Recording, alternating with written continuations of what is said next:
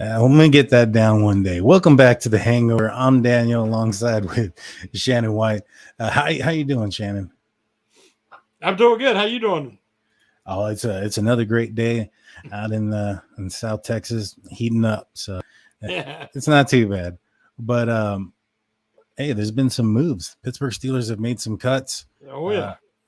there's some that may be surprising, maybe not. We'll go through them. But before we go into the cuts, I want to talk the trade. The Pittsburgh Mm. Steelers trade left guard Kevin Dotson to the Los Angeles Rams for a couple of swap picks, fourth and fifth round next year, and then a fifth and a sixth round one year. What are your thoughts on the trade? Well, I think it's a good development because to me that means that the Stars are very comfortable with their offensive line depth, specifically Spencer Anderson, who was our Brett Kiesel Award winner and who is incredibly versatile and talented, who I think can be a future starter for the Steelers. So I didn't want anything that would have a chance of maybe causing him to try to be put on the practice squad because he won't make it. Mhm. There's offensive linemen are in demand, especially versatile, and he's the ultimate versatile offensive lineman. So uh, I think that Dodson had already been passed on the depth chart by Spencer Anderson, and we've seen two ways to handle a positional challenge. Dan Moore Jr. knew that when they drafted Broderick Jones, that his position was in jeopardy. So what did he do? He was already on his diet plan. He had a dietitian. He had a workout specific regimen to increase his upper body and his definition and his functional core strength. And he worked hard. Then he started working on learning to play the right side as well. Because he's like, hey, if this rookie's going to take my position, I'm going to compete for right tackle. He did everything right. He's come to camp and he stood out. And now he's played so good that Broderick Jones can't pass him. So the guy they bring in to be his replacement is probably going to sit behind him for a while. Yeah. Now, Dan Moore, they bring in Nate Herbig and they tell him, no, he's a backup. Don't worry about it. Then they bring in Isaac Samalu and they don't say anything because you're not bringing Samalu in to sit. I mean, this guy's one of the best guards in the NFL. So what does Kevin Dotson do? He kind of sulks. He kind of, oh, woe is me to the media. He doesn't.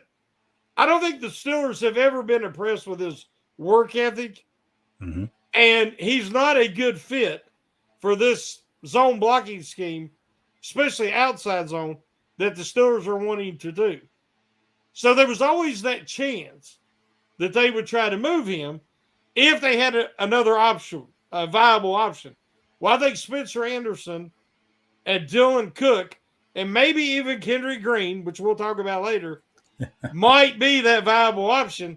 So they seen an opportunity to somebody who might not have made the roster to trade him and get some compensation. So by swapping a fourth and a fifth, it don't seem like a big deal. But the Rams look pretty bad. And if they have as bad a season as they may have, that could be an early fourth round pick. Similar to what happened with the Chicago Bears pick for Chase Claypool. Ended up being like a second first round pick for the Steelers. This pick could be early fourth. And we know that the Steelers do really well in that range in the draft. So, and then, of course, they swap a fifth and a sixth the next year. So I think the Steelers were very smart. Khan worked his magic to make sure they got some compensation for a player that they've honestly had a few years worth of investment in. And you hate to see a guy walk and you get nothing for him. Yeah, 100%. Also what it does is it gives Khan more of an ability to maybe make some more moves. This past draft, it cost the Pittsburgh Steelers a 4th rounder to move up and get Broderick Jones. So, that is basically having, that expense already paid in case the Steelers do want to move up back into the top 15 or whatever. Hopefully the Steelers are way far back drafting at the end. The 30s. Yeah, 30, 32. Yeah. And and they're trying to move like at 20 or something, and they need a 4th round or 5th, somewhere around there. So good trade, in my opinion. You hit the nail on the head. I think that Kevin Dotson, just his heart wasn't in Pittsburgh anymore. He just didn't want to be there. He kind of started to remind me of like Devin Bush, just his attitude, is just shoulders drop, things like that. He was just, his heart wasn't there. And, I think you're right about the work ethic aspect of it. Mike Tomlin had him go through a battle with Kendrick Green last year. Mm-hmm. Last year, Kendrick Green looked bad throughout the entire preseason. This year, he had an okay game, I think. But, last year, the way Kendrick Green was playing, he should have nowhere near in a competition with him. And he was. And so I think that had more to do with the fact that maybe the Steelers just didn't see, the light at the end of the tunnel with Kendrick Green. I mean, with Kevin Dotson. Mm-hmm. And so I like the trade. I think it's a good move. Do you think he's got an opportunity to start there in Los Angeles, or do you think he's just going to be depth back there? I'm not really that familiar with the Rams and their blocking schemes right now. If they are a more of a power blocking scheme, I think he could be a great pickup for them, and it might help him. But when Pat Meyer came in last year with his zone blocking, and you need to have some mobility. If you watch the other night, Kendrick Green, I think they give him another chance to show what he can do with the starters. And he come out, and he's very good on combo blocks because he's quick. And he's good at getting off those combo blocks and getting to the second level. He's good in outside zone. Now, if you leave him matched up against length and power right over him, right over his nose, he struggles. So I don't think he can be a full-time guard. I still believe he doesn't have the length. But in situations, maybe as a fill-in, like he did on Thursday against the Falcons, I believe he could fulfill those assignments. Combo blocks, reach the second level, reach blocks. And as long as you keep the size and power right off the top of him, I think he would be okay. We also know that he has incredible difficulty snapping the football consistently. So is there a spot on the roster for a guy that really is not a reliable backup center and he's too small to play guard full time? I would rather see him give an opportunity to a guy like Dylan Cook, who has really stood out the last 2 weeks of camp and the last 2 preseason games. He can play guard. He can play tackle. He's got great length, really long arms. He's got a lot of potential. At this point, we kind of know what Kendrick Green is. Right. So, but I do think that this might be what Dotson needed because he was not a good fit any longer for the Steelers' offensive line. Yeah, I agree. But when it comes to Kendrick Green, what do you think is going on right now? Do you think the Steelers are trying to make a move for a trade? Do you think he's going to be cut this year? Or do you think that they're going to give him another year? Despite what you think of him. There's teams like the Buccaneers need a center bad. They put their starting center on season in and IR this week. Jensen. So yeah. There's teams that are really needing offensive linemen. That's why it didn't shock me Dotson got traded because there's a lot of teams needing them. The problem is I don't think there's any value in Kendrick Green because anybody that will pick him up sees the same thing we do. And they're looking at him as a center. And he can't snap. Right. Guys get the yips in baseball, free throw shooting in basketball. Some guys they get the yips, and it seems so simple, and they can't fulfill that responsibility. And that's where I think he is at snapping the ball. I think it's mental. He'll do okay for a while, and then it'll be a cluster of them. So I don't think they can trade him, but I think that Tomlin's kind of stuck. He likes him. They picked him in the 3rd round. They've invested in him. I think you said, here's your chance. Go out there and show what you can do with the starters, and he played well. So it's kind of like, yeah, you played well, but it's too little too late. We're going to cut you. I think that's why they're waiting, and they're trying to make that decision, because I think Tomlin's torn. That's a good point. That's a fair point. I think you're probably hit the nail on the head on that one when it comes to Kendrick Green. He's one guy that I do think that is on the bubble. If anything else, he's probably there on the cusp of either making the team or getting cut. It'll be interesting what the Pittsburgh Steelers do. Another interesting thing is, the Pittsburgh Steelers release, was it Tanner Morgan, quarterback, 4th string guy, stayed with Mason Rudolph. Do you think Mason Rudolph, does that guarantee his spot on the team? Yeah, I mean, I think he was already set, those top 3 quarterbacks. Tanner Morgan was not going to make it. What's the interesting thing? If you've been reading or paying attention, the Arizona Cardinals quarterback situation is a mess. Because Murray's going to miss a lot, if not all, this season. They were going to start the season with veteran Colt McCoy. They just released him. They traded for Josh Dobbs, who used to be a Steeler. They traded for him just last week, and they've got 2 rookies, I think. So if the Steelers wanted to move Mason Rudolph or Mitch Trubisky, this could be a great opportunity to maybe get, value that you normally wouldn't get out of a team like the Cardinals, who are a little desperate for a quarterback. I mean, if they go into this season with the quarterbacks they've got right now, knowing that Murray's going to miss most of the season, they're definitely in the Caleb Williams sweepstakes this year. They're trying to tank to finish, with a record good enough to get that 1st overall pick. So, I mean, I can see the Steelers just sticking with the status quo, but they might get some real value out of Rudolph right now. Yeah. That's what I was hearing, that there's been a little bit of rumor there, that a rumbling that he could get moved. But there's always that debate for the last couple of years, the Mason Rudolph trade debate. Is he going to get traded to whichever team had an injured quarterback? And thus far, it hasn't happened. We'll see. He was available in the free agent market. He was actively looking. He didn't get picked up.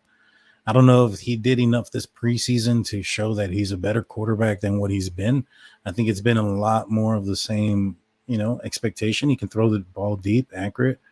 It looks like he may have cleaned up the happy feet, but he still throws underneath quite a bit. And so he is what he is, in my opinion.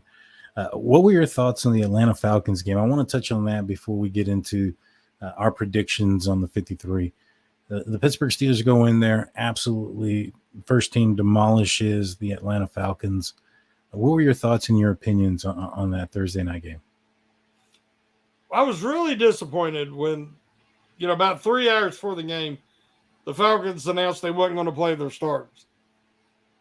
Because I think the Steelers starters would have wiped up the floor with Atlanta starters. I just believe that the Steelers are the superior team, the roster right now.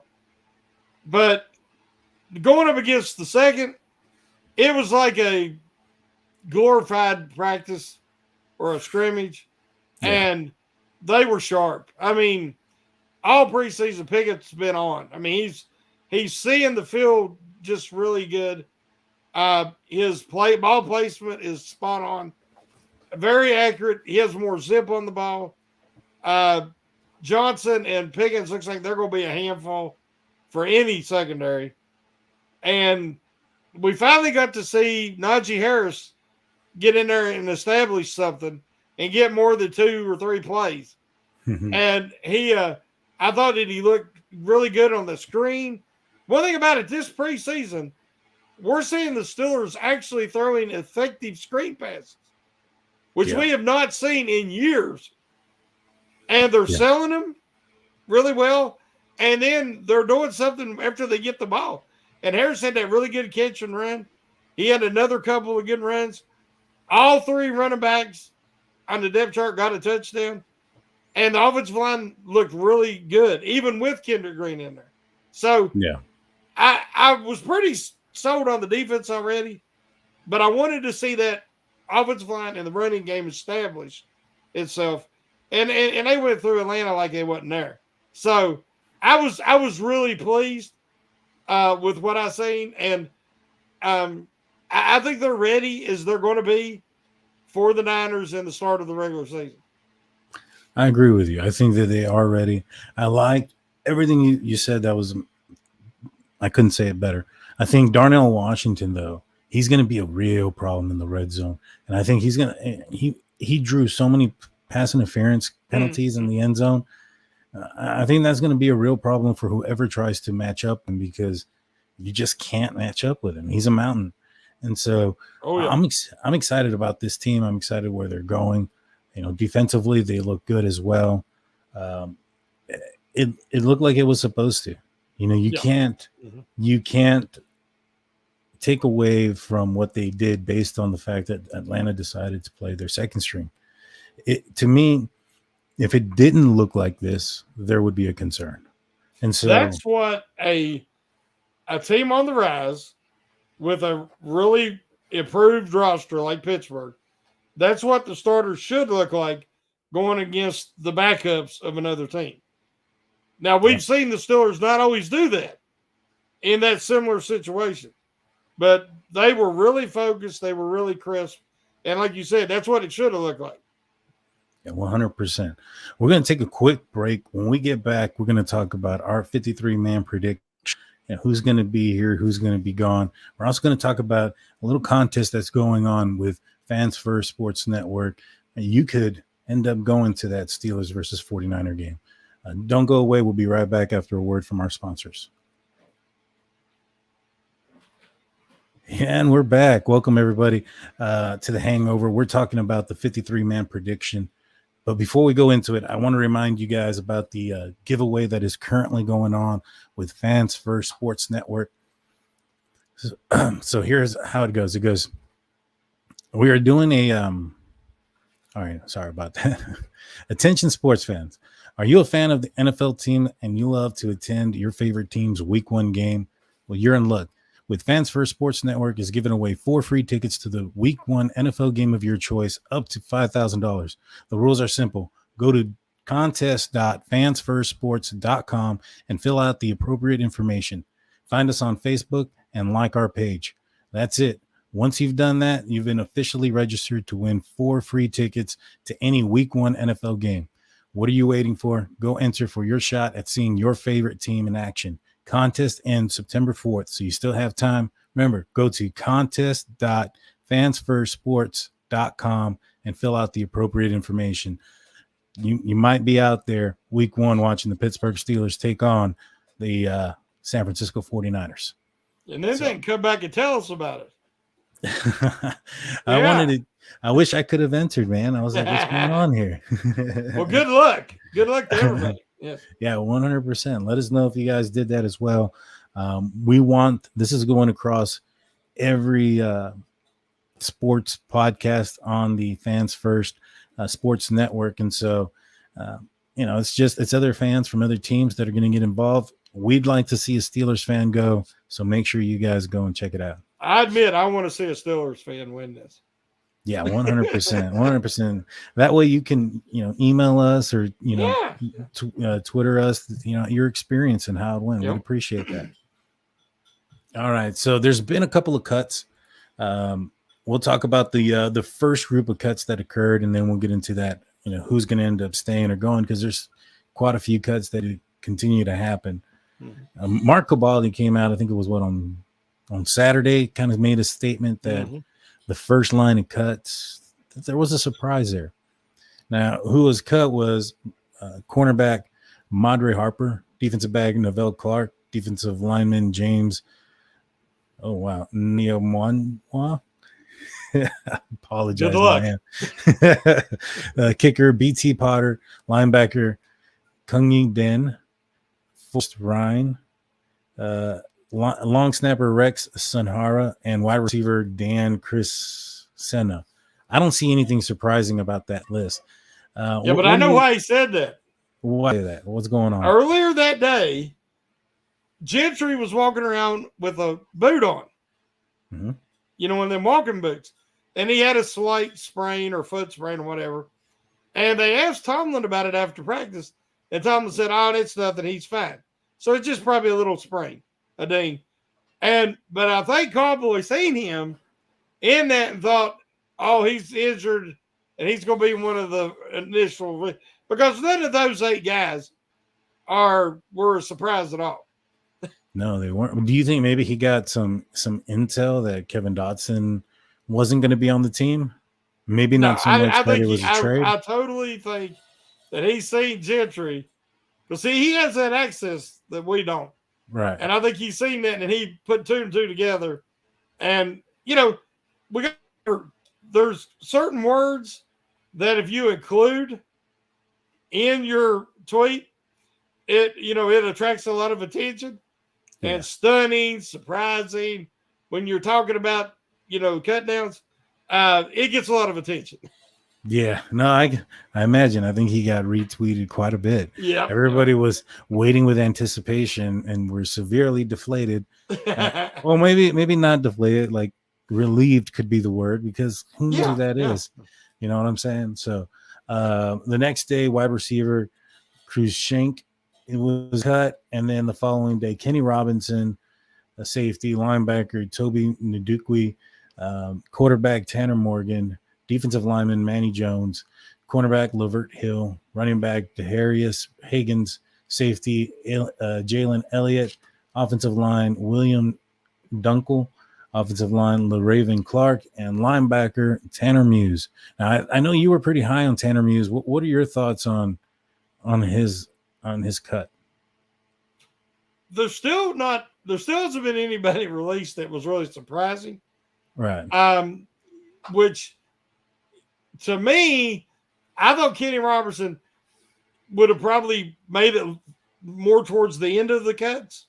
Mm-hmm. Because Kenny had a really strong camp. Of course, they had guys out. We know that Fitzpatrick missed a lot of camp. Kazee missed a lot of camp. Neal missed a good bit of camp. And that let Robertson get a lot of playing time. And Kenny Robertson really looked good. But if you noticed in these preseason games, things I noticed about him at West Virginia, he's still doing it. Like a lot of times, for some reason, he turns his back when he tackles. He will end up hitting the guy instead of maybe lowering the head, which you shouldn't do. He'll hit him with the back of his shoulder. And I've seen him bounce off a couple of tackle attempts. Mm-hmm. And I think that was probably his biggest weakness in camp was I heard whispers about his physicality. And one way that shows up if you're kind of scared to hit people. Yeah. You might get away with it if you're a shutdown cornerback, but you're not going to get away with it at safety. So, but Tanner Muse, I thought because he's such a good special teams player, and the Steelers like to go 5 or 6 deep a lot of times at inside linebacker, I thought Tanner Muse would replace, say, Marcus Allen last year. Mm-hmm. And Muse had a couple of good preseason game performances on defense in a row. Now, he's not physical like the guys they have now. They brought in guys that are very physical. And Muse is not. Muse is more of a hybrid, inside linebacker, safety hybrid. And he uses his speed in his coverage and, running plays down. I guess that he didn't do that good enough. I still feel like the Steelers will keep more than 4 inside linebackers.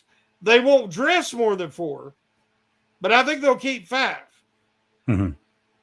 Unless they decide to keep Nick Kwiatkowski, who's from Pittsburgh, and former Mountaineer as well. Maybe they keep him. Maybe try to put him on the practice squad. I don't know. But yeah, Tanner Muse getting cut surprised me a little bit. Yeah, when it came to Tanner Muse, I thought the same things. I thought, he was a guy that possibly could replace a Marcus Allen or be a special teams, ace. I thought he played okay. I do think that Nick Kwiatkowski, though, I think he flashed a little bit when he was out there. He looked very fast, very physical. Yeah, he did.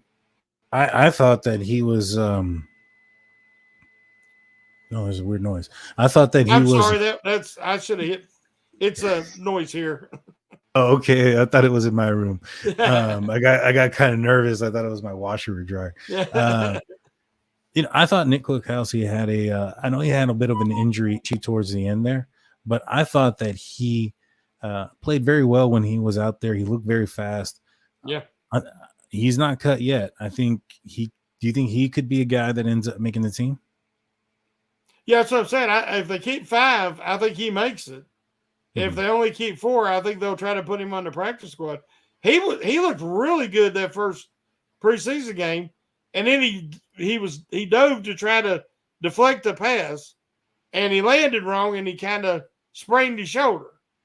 It obviously wasn't a severe separation because he didn't have to have anything done, and he's back now. But yeah, I think he has a really good chance of making it. Yeah, I'd like to see him on the team. I think he does have an opportunity. All right, let's go through this. Let's talk about who's remaining on the team and who we think are going to be on there. So the Steelers typically keep 9 offensive linemen. Currently, right now, the locks are Dan Moore Jr., Isaac Seumalo, Mason Cole, James Daniels, Chicks Okorafor. I want to say, well, obviously Broderick Jones, Nate Herbig, and what do you think, Spencer Anderson after that? Yeah, you named 7, and I think it comes down to Spencer Anderson, Kendrick Green, and Dylan Cook. I don't know why I want to call him Cole. Dylan Cook, especially with Dotson gone now. They released Dunkel and Lavelle Clark. So they've got, out of the guys they got left, they got 11 guys left, and 2 of them is going to be cut. And I think Spencer Anderson has made the football team. Mm-hmm. I think that they see, I said it last week, a guy that is very familiar with Spencer Anderson told me back when he was drafted that he thinks Spencer Anderson will be a future starter in the NFL. And he believes it'll be at center. Mm-hmm.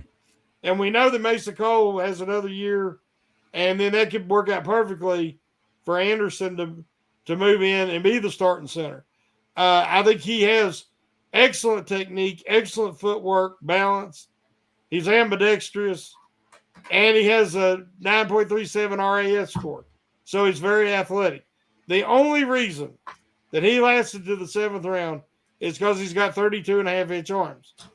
He has the same problem Kendrick Green does, is that he's a T-Rex. He's got short arms. The difference is Anderson is fundamentally sound in every other aspect. He's 6'5", legit, and he can overcome it. Whereas I don't know if Green can, because Green's not even quite 6'2". So, it's coming down to, is the Steelers going to keep Kendrick Green because of his draft pedigree and his athleticism and his experience? Or are they going to keep Dylan Cook, who has excellent length, great wingspan, and is just as versatile? I think he's more versatile because Dylan Cook can play guard or tackle, which, again, I think if Green's going to play extended minutes ever, he's going to have to be a center, and he can't snap. So, to me, it's an obvious choice, but it's all up to what Mike Tomlin thinks. Yeah. I personally think that Spencer Anderson, and he's definitely going to be making the team. I don't know. I think Kendrick Green, I think he's going to find his way onto the team. I think the Steelers are somewhat excited about the whole fullback use that they can do with him. He's been put in that position quite a bit during training camp and during the Friday Night Lights. We didn't see it at all during the preseason, but I think that was because the Steelers kind of wanted him to prove that he could be an offensive lineman first. He has to prove it. Yeah, and that last game, he played all right. He wasn't the greatest or the best. At times he looked like some little man trying to hold up a bigger person, but he did all right. And so I think he's probably offensive lineman number 9 if he makes the team, and on the cusp of getting cut. The next one is going to be the wide receiver position. Now, typically in the past few years, the Pittsburgh Steelers have kept 6. Do you think that that's going to continue this year? And if so, who are your 6 or 5? I would have liked to have seen an upgrade. We had high hopes for Keem Butler, but and like I said, I ate crow last week about it because he just don't have a dog in him. Mm-hmm. He's got all the talent, but he's just so nonchalant. You don't see any passion in his game, so he didn't pan out. Well, we knew Cody White really isn't an NFL level athlete. He's just a solid player, but he doesn't stand out and bring anything to the table. So I think you're going to have, of course, your big 3 in Dante Johnson, George Pickens, and Allen Robertson. Calvin Austin III is going to be a standout. I said it last year. I still feel that way this year. He brings that speed and elusiveness that the Steelers just haven't had since Mike Wallace. And he is a big play waiting to happen. Get the ball in his hands. Screen, jet sweep, punt return, it doesn't matter. If he's even, he's leaving. If he gets the seam, he's gone. And that's awesome. You need that. You can't always be a 12-play drive team. You got to get some chuck plays. You got to pick up chuck yardage. After the first 4, nobody stood out. Mm-hmm. Miles Boykin, I'd like to see make it because he's the best gunner in the NFL on kick coverage. But he offers nothing as a receiver. I do not understand why, but he just doesn't stand out. Same thing with Garner Olszewski. He looks good at training camp, but he get into preseason games, and he's just like a little possession receiver. But they kept trying to throw deep to him against Atlanta, and never did complete one. And they got a pass interference, but that's not his game. So that's a position that they might keep 6. Those 6 I just mentioned. But then see after cuts who becomes available, and one of them guys might be expendable. Who do you think would be the first one to go? It would depend on what the other receiver coming in brings to the equation. Like if they're a punt returner or kick return capability, then I think Olszewski's gone. Mm-hmm.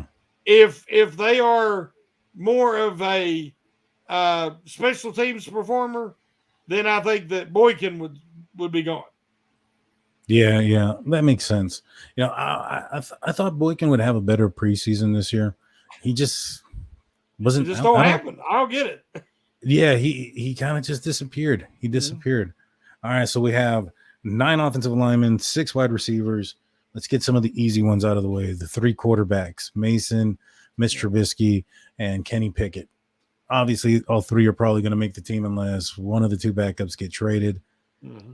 I don't really see that plausible or a possibility of one of those guys getting traded, because then they'd have to go out and get a guy, to replace whoever they lost. Now, depending on the draft, quality that they get back, right? Mm-hmm. They're going to end up having to go out to the market and pick up a quarterback that that team that just traded for your quarterback rather have gave up draft capital to give up for your QB than those guys on the street. So you're definitely going backwards. But go ahead. One thing I do want to mention, if you've been paying attention to the preseason games, there's been a good bit of, a lot of these, because coaches don't want to play their starters, you're seeing a lot of these backups and fringe guys. A lot of them from Division II, or, they're finally getting a chance. And so let's say they do trade Mason Rudolph, like we mentioned at the start of the show. Will Grier, because the Dallas Cowboys just picked up Trey Lance from the 49ers. Will Grier played the whole game, the last game for Dallas, and they told him he was going to be cut before the game. He went out and he had an excellent game. Will Grier played at WVU, so I'm very familiar with him. If you could trade Mason Rudolph and then pick up Will Grier, if the Cowboys release him, which they're supposedly going to, I would take that any day, all day. Because, again, the third quarterback is, the Steelers probably are not going to keep a practice squad quarterback, because the way it's set up right now, he wouldn't get hardly any reps at camp during practice. Not camp, but during practices during the season. So whoever that third quarterback, he's going to be like the scout team quarterback, and, he'll still get some reps. So if you bring in a guy like Will Grier, he can get used to the offense. He's got experience. He's a veteran. And he would be substantially cheaper.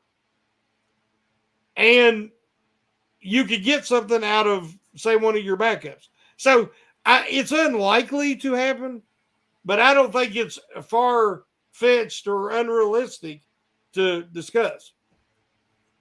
Well, that's fair. That's fair. And I think I would actually take probably a Will Grier over Mason Rudolph. I think he'd fit the offense a little bit better.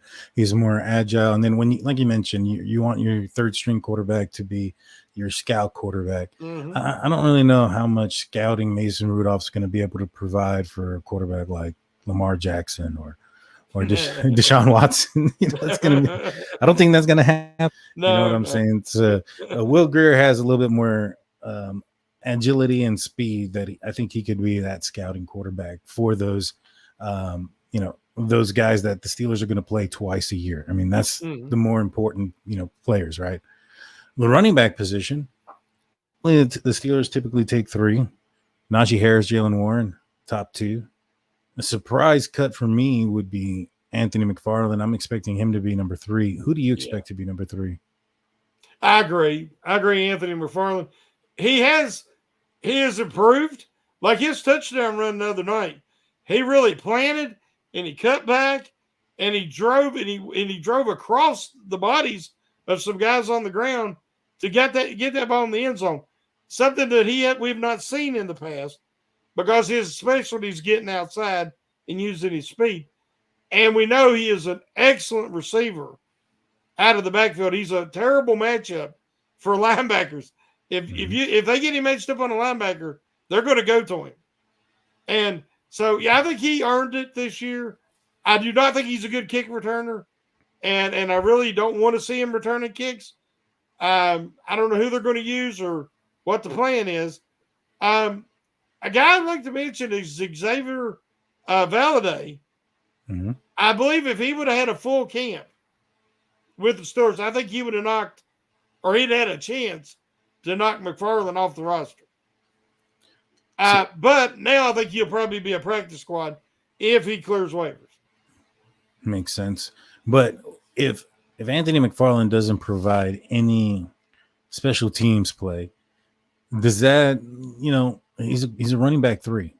Yeah. That would limit him to, and he's got specialized skills.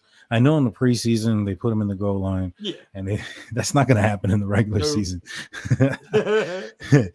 But you're going to have a specific package for him of a certain amount of limited plays that you're probably only going to deploy a handful of times maybe throughout the game, if that, maybe 2 or 3 plays. Is a running back 3 worth the spot for 2 or 3 plays a game? No, I think there's a good chance if he doesn't prove that he can handle kick return duties, that he will not dress on game day. I think Connor Hayward, we've seen the Steelers, and that's what you do in the preseason. You pull everything out of the bag. Yeah. They were running Connor Hayward out of the backfield. And he had a couple of nice runs.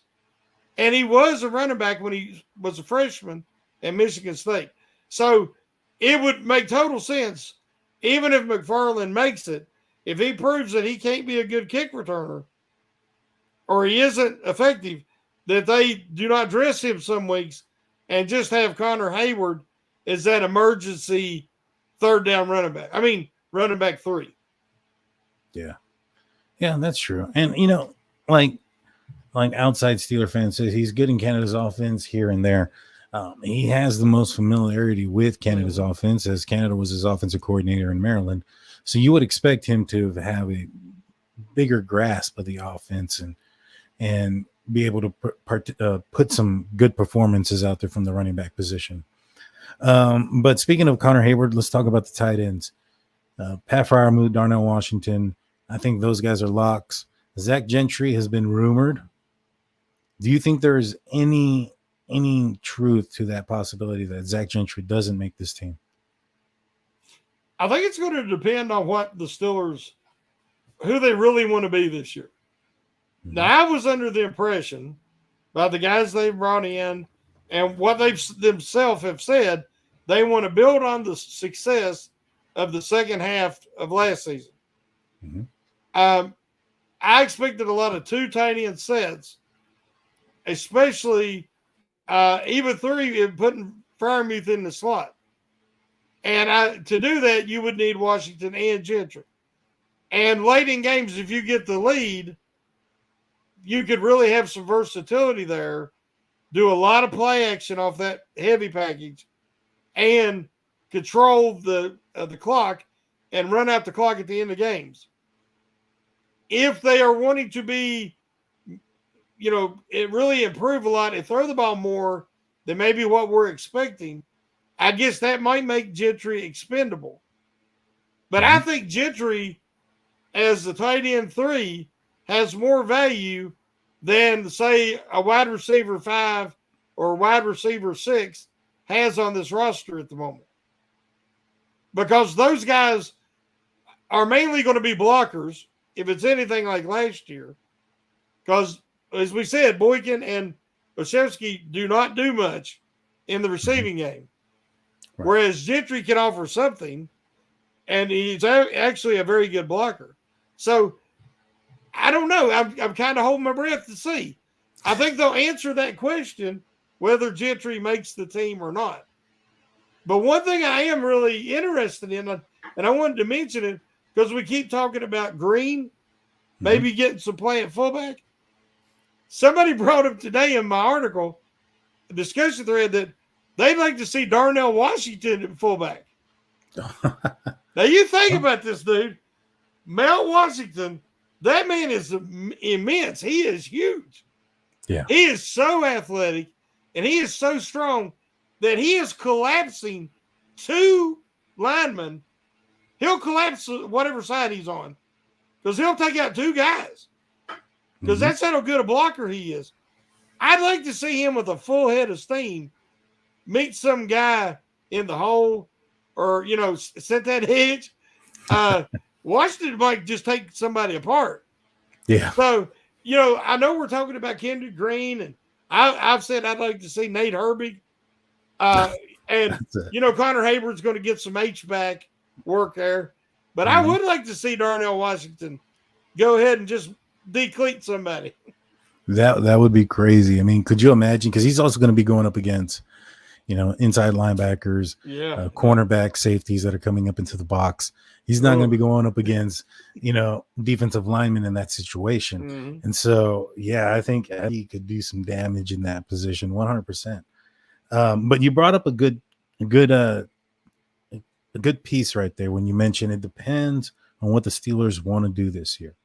If they end up releasing Gentry, that kind of gives us an idea that they want to maybe put the ball in the air a little bit more. If the preseason is an indication of what we're to expect, we would expect to see that the Steelers are going to put the ball in the air more. Which running back would be better suited for that type of offense, Najee Harris or Jaylen Warren?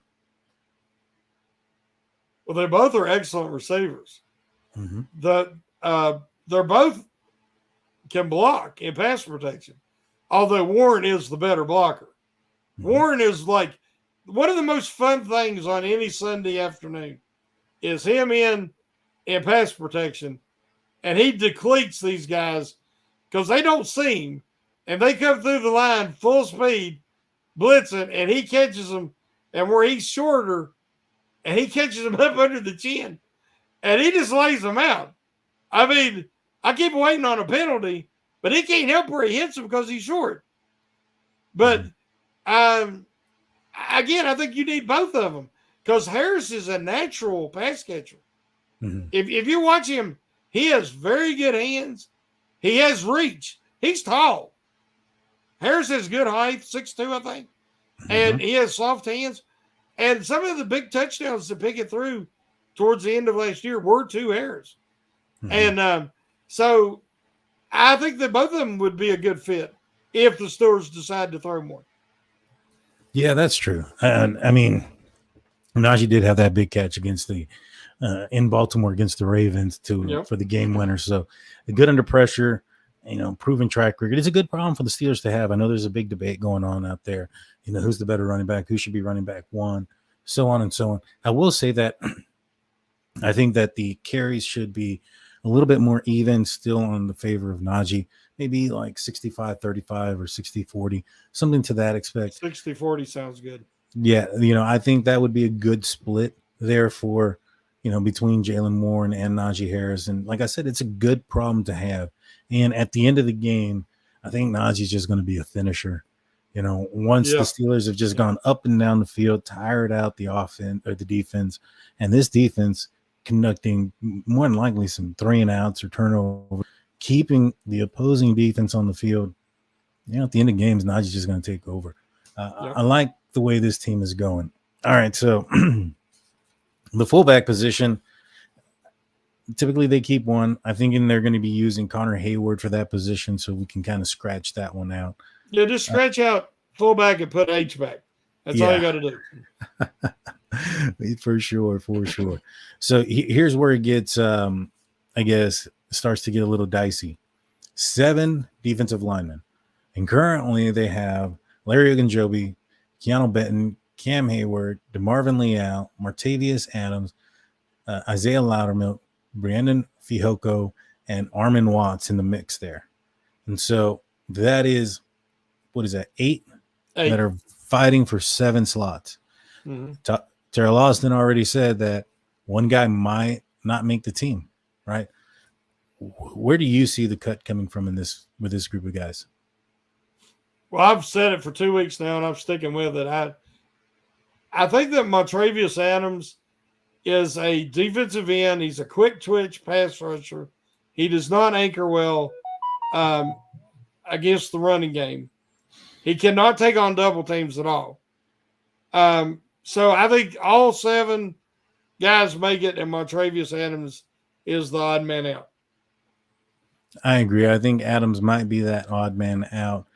Do you see the Steelers being able to move him? Is he a guy that could be trade capital before the deadline of the 53 tomorrow? No, I think there's going to be guys cut in final cut downs around the league that are better than Montravius Adams. Montravius Adams, we got to remember, he was on the Saints practice squad when we took him. We poached him because that was the worst Steelers run defense in my lifetime. That was an embarrassment. A couple years ago there, when they finished last in run defense, which is hard for me to even fathom a Steelers team ever finished last in run defense. But Chris Wormley just was not the answer. Alulu was lost through the year with a broken leg, and they really didn't have. They had Isaiah Buggs, who's played well for Detroit, but Mhm. he was not a good fit for the Steelers, and he was dealing with some injuries. And Adams helped there towards the end of the year when he come in. But you can tell he's not a true nose tackle. He cannot anchor against double teams.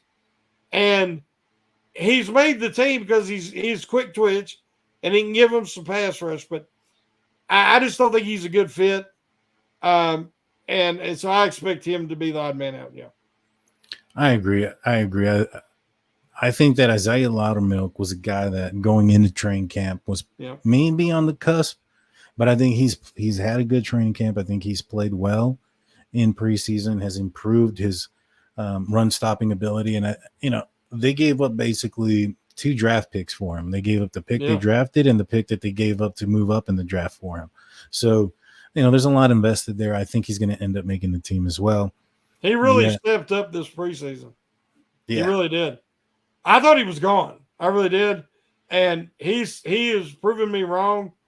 Even if you watch him in the preseason games, a lot of times we'll talk about a guy who looks good at camp, but he's looked good and stout in the preseason game, and his hand fighting is much improved. He makes an impact now. In the past, he danced. He looked like he was wrestling, just dancing there like a big bear.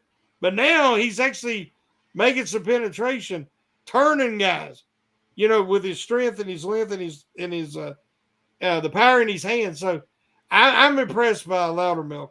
I think he makes it. Yeah, I am too. I think I echo everything that you just said.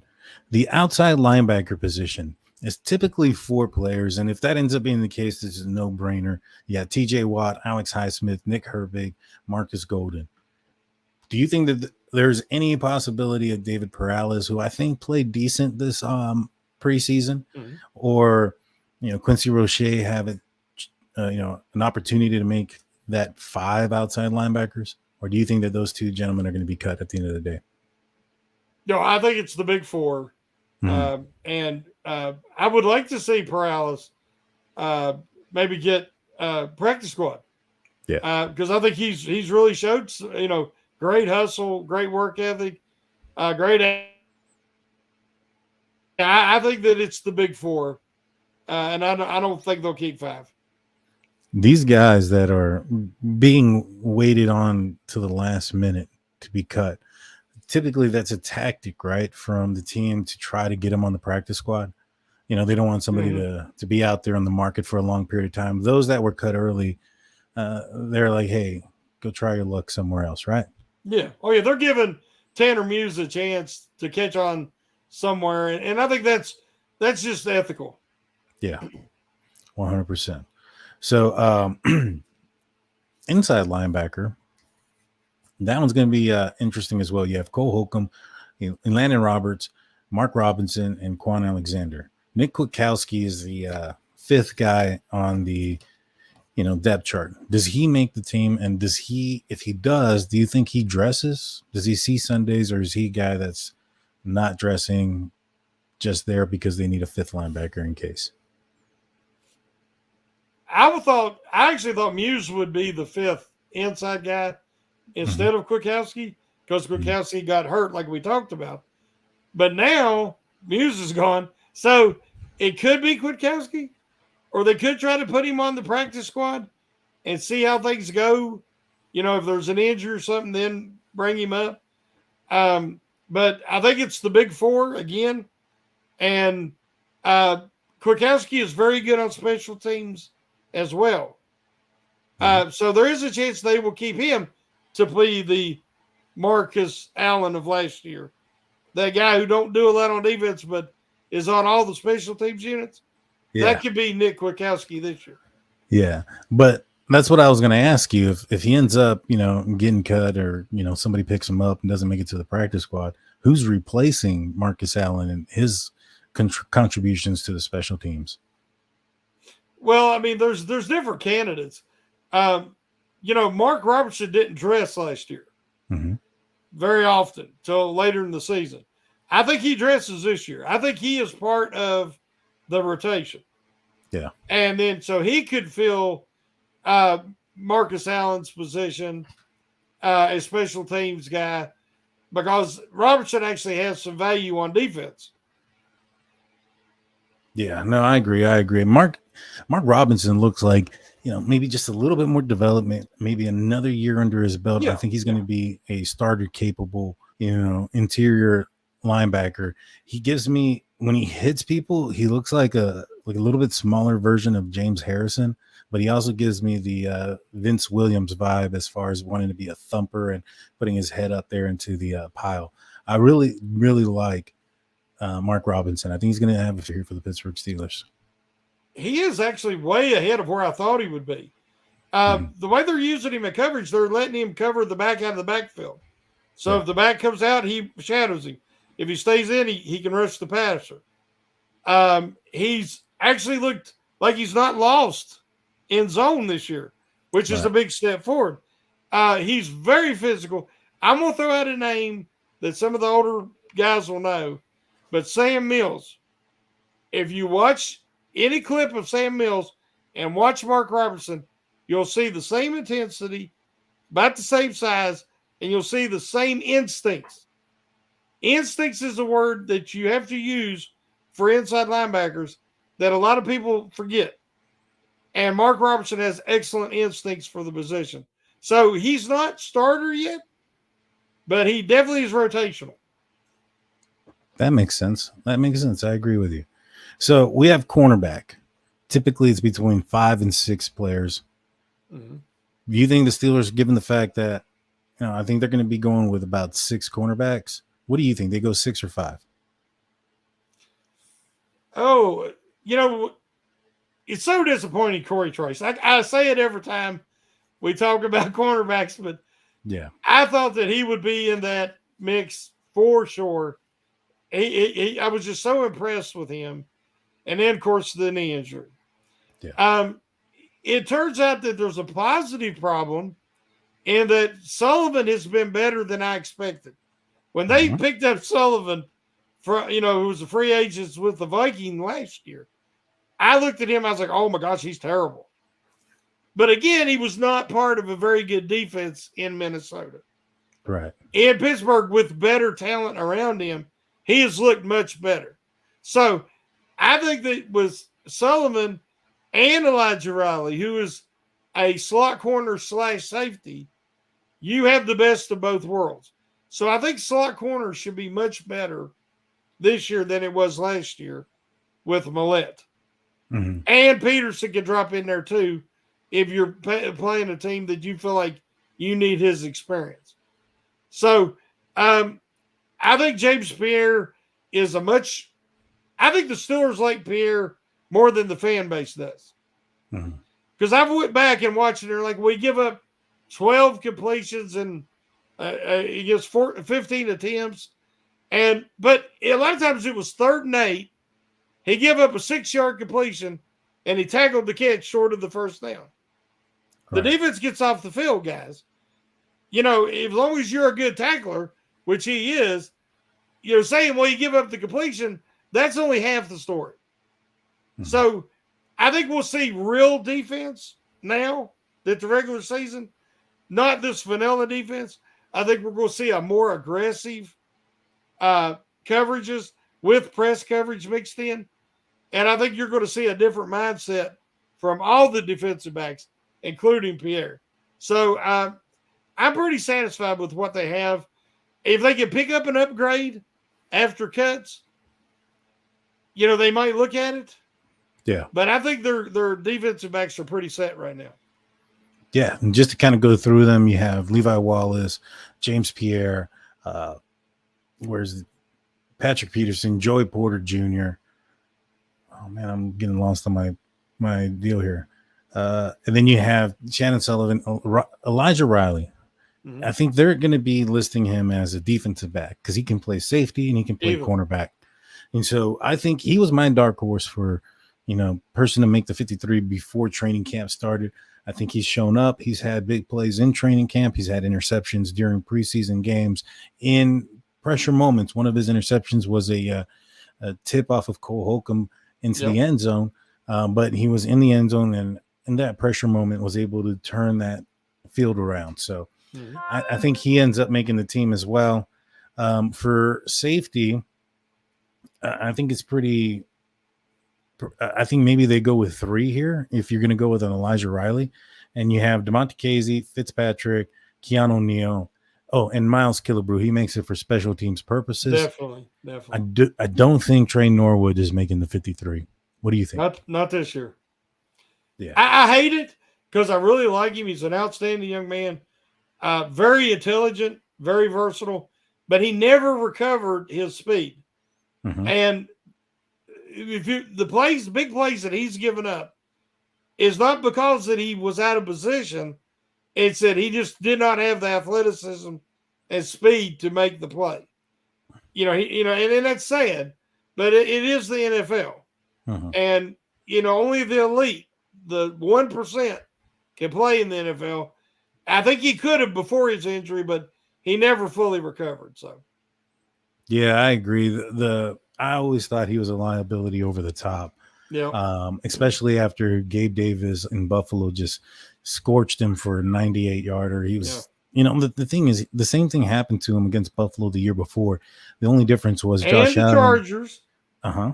Yeah, the difference was Josh Allen overthrew Emmanuel Sanders, who had him beat. And Emmanuel Sanders isn't as fast as he was during that time. He was already up there in his career. I think that was right before his retirement. And so, if he went up against somebody like a Calvin Austin or a Jamar Chase or any of these guys that are quick, it's going to be a nightmare. So, and obviously kicker, punt returner, and long snapper, I think those are set in stone. Mm-hmm. You mentioned earlier that you had a article written on Fans First on SteelCurtainNetwork.com. Can you remind us what that article is about and where they can find it? Yeah, it posted this morning on Steel Curtain Network, of course, on Fans First. It's just the normal Steeler stock report article. And so talk about who stocks up, who stocks down. Talked about Kendrick Green, and we're not quite sure what to think about his stock right now. But and also I always like to put a few little observations and tidbits in there that some people might find interesting. So definitely check that out. Awesome. Go check that out. The link to the SteelCurtainNetwork.com is in the description. Just click that. That'll take you there. It's a quick, easy way to get there. But with that being said, Shannon will be on Pump Your Brakes on Wednesday night. Mm-hmm. I'll be on the audio side only for State of the Steelers on Friday at noon. Make sure you go catch it. That being said, Shannon, take us out.